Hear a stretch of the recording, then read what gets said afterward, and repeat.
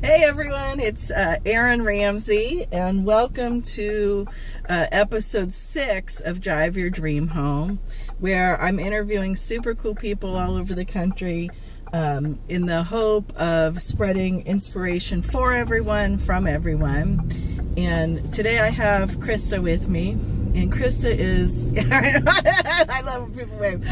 Krista's a very long-time friend, and I just want to premise this drive with a little bit of history to talk about how meaningful it is to me to have her driving me around our town here in Indiana. But I hired Krista when I was running a nonprofit when she was 21, and I was, I don't know, maybe 30-something. I had a bunch of little kids. So she was so young, and I called to offer her the job, and I was flying by the seat of my pants in survival mode, working mom. Yeah. And my boys were like screaming in the background. Yes, they were. So we've come a long way. Yeah, we have. Right. We have. Well, and you know, we grew that agency. We grew that organization, and Krista was by my side the whole way, along with Jen and a couple of other people that really turned it into a multi-million-dollar organization when it was well under 100,000 or so when we started. So we should be very proud, even if my kids were screaming. Exactly.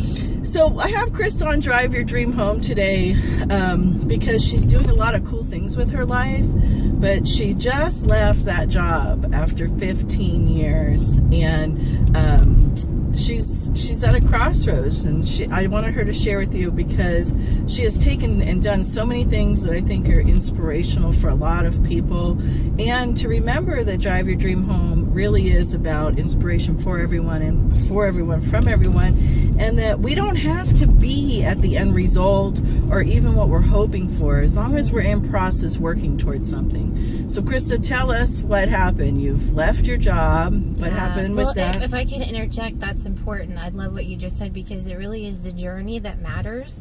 Not where you start, not where you end, but it's the whole process, and every bit of growth through the process that you go through. That's the best part. That's the most part. And sometimes it's not so fun. No. But sometimes it hurts. Right. But that's the best part of life, I think. Right. So yeah, sorry, what was the question? No, so where are you? Tell us what's going on. I left the job after 15 years of being there. I'd actually been part of 4C for 16 years, but I was lucky enough to stay home with my daughter for a year, way back when. And so that was a tough decision. It took a lot of blood, sweat, and tears. It was my life. I grew up there professionally. I grew up there personally. I learned everything that I knew about business and nonprofits just by jumping in and doing it. Got your bachelor's and your MBA. And my MBA while I was working there. And I had one kid and got married too. So yeah. I lived while I was working at that agency. So to be in a place where it was time for me to exit, and for me to be able to realize that it was time for me to experience some new stuff, and new experiences and new challenges, it was a tough decision to make. Oh my gosh. So how? Yeah. Okay, so kind of tell us what the deal is now and what steps you had to take to get where you are, and then what you hope will happen and where you're moving towards. Yeah, well, lots of steps, lots of processing, lots of assessment, and what was really kind of a wake-up call was all those skills that we just talked about, like getting the bachelor's, getting the MBA, learning how to do HR, all those things that I became really, really, really good at and very skilled. I realized that they weren't making me happy and they weren't fulfilling me. So to have that wake-up call and to be faced with that decision, like, do I stay or do I go and try to do something else?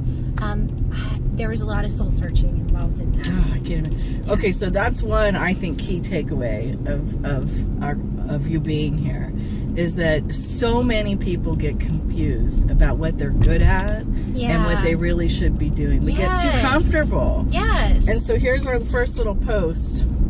Skill does not equal passion. So you can be skilled, and sometimes, you have to stay where you're skilled. You got to pay the bills. Yes. And that's just more feasible. But what happens is we throw away our passion while we're doing that. Right. And so you talked a little bit about what it took in being honest. Like, what do you mean being honest? Well, I had gotten so much, I guess, satisfaction, and I don't think that I would use the word joy. Right. But satisfaction in knowing that I was good at what I did and that I was doing it to benefit a greater cause. That's really what kept me there, and I got satisfaction from that. But when I realized, okay, well, maybe I'm not being completely honest with myself, because there's all this whole other side to me that's not analytical, that's not all about math and all about the things that I could put on a spreadsheet, that's about creativity that had been just pushed down for so many years. I missed it about myself, so I really had to think about, is that what I really do? I want to develop that now, and I really do. So it was being honest about what I really wanted to develop within myself, if that makes sense. Yeah, because it takes so much courage to say, I want to do something different. I actually have other needs. It's easy to just stay and do what you're good at. And so here's the other takeaway. Be completely honest.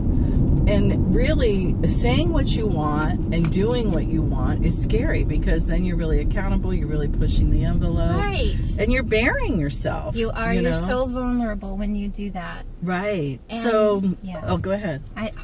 Sorry, the car. Yeah, I know. A lot going on.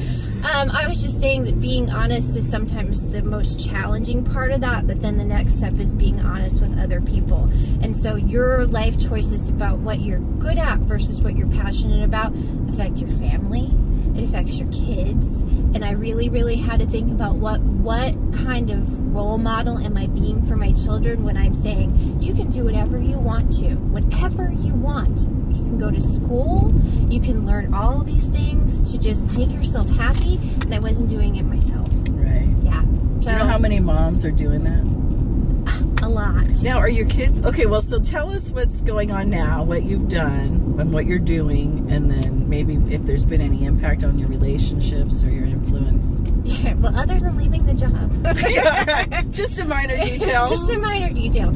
I started a new day job at another local nonprofit, pretty much in the same field that I was in with 4C. But it's giving me an opportunity to really get in there, do the stuff that I'm good at, and I love challenge. So that's kind of feeding that ego and analytical part. Right. But the day before my birthday in July, I started my own photography business, and that is what is truly bringing me joy just in 2.5 months. Yeah. Yeah. So what did it take, even just to start a company with not a lot of overhead, but what did it take emotionally to say, I'm going to do this? Like, what strategies did you use? Who did you go to? How did you get support and muster the courage? This might sound terrible, but the strategy came after the fact that I did it. So sometimes you just have to do it. You just have to do it. I was sitting at home on the couch with my husband next to me, and it was, like I said, the night before I turned 38. That's right? I told you 38. I don't know. I don't know how old I am either.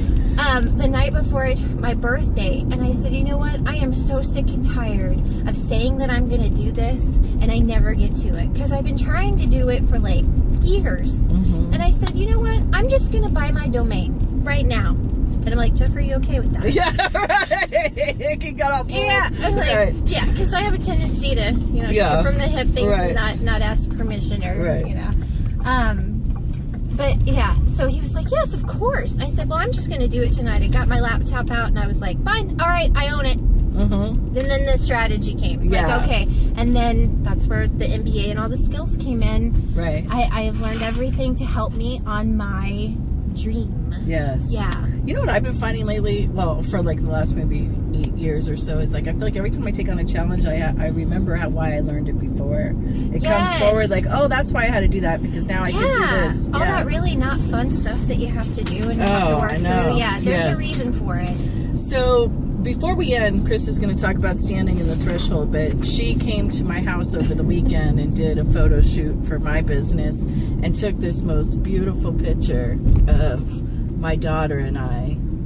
And her photography company is called Grace James Photography. If you're in the Midwest, I highly recommend that you look for that on Facebook or her website. Thank you very much. So the real ending here is, and we started talking about this when we were doing the photo shoot on Saturday, and I said, oh my gosh, we really need to do a Drive Your Dream Home, is we were talking, and standing in the threshold came up, kind of became a theme of our conversation. And so, Krista, tell the viewers, what do you think that means, and where do you think you're going? Yeah. And what is it going to take?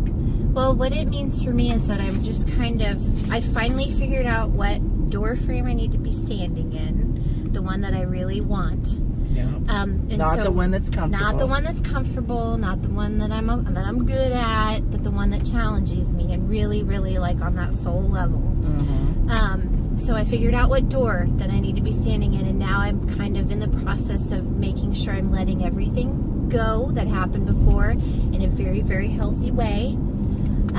And then making the right decisions or trusting my gut more than my logic, which is what we talked about the other day too. Right. To know what plans I need to put in place.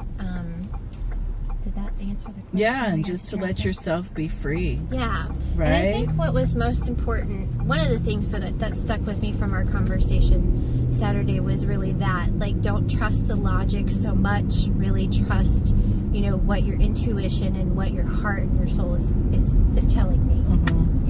Yeah. And everything's a calculated risk. I mean, we're not saying go out and be haphazard, but Right. don't use safety as an excuse not to Exactly. pursue your dream. Yep. Yeah. Yep. I'm proud of you, Krista. Oh, thank you. Thanks for coming on Drive Your Dream Oh, Home. it's my pleasure. Thanks for asking me. So if you know somebody, or you are somebody who has some inspiration that they want to share, or processes they're taking that could help other people, just give me a shout out at Erin at erinramsey.com. Thanks for joining us. Bye. Thanks. Bye.